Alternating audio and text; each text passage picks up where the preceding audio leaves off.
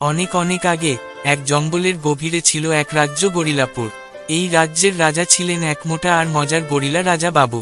রাজা বাবু শুধু খেলাধুলা আর খাওয়া দাওয়ায় ব্যস্ত থাকত।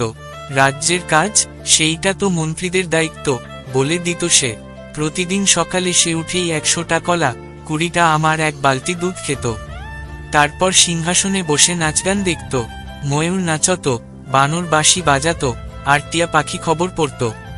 এক সকালে রাজা বাবু তার প্রিয় খাবার চকলেট কলা খুঁজে পেল না।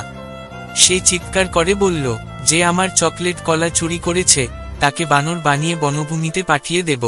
সব পশু কাঁপতে লাগলো। এমন সময় এলো এক রহস্যময় গোয়েন্দা কাঠবিড়ালি স্যাম। সে বলল, রাজামশাই, আমি সন্ধান করব চোরের। সবার জুতো, দাঁত ও লেজ পরীক্ষা করা হলো, শুধু একটাই প্রাণী পালিয়েছিল, এক প্যাঁচা। সবাই ভাবল, প্যাঁচা তো রাতে দেখে সেই চুরি করেছে। কিন্তু গোয়েন্দা স্যাম বলল, না না, প্যাঁচার দাঁতে চকলেট নেই, আসল চোর তো রাজামশাইয়ের নিজের পোষা টিয়া পাখি। সবাই চমকে উঠল। টিয়া পাখি বলল, আমি চুরি করিনি রাজামশাই, আপনি ঘুমিয়ে ঘুমিয়ে খেয়ে ফেলেছিলেন, ভুলে গেছেন।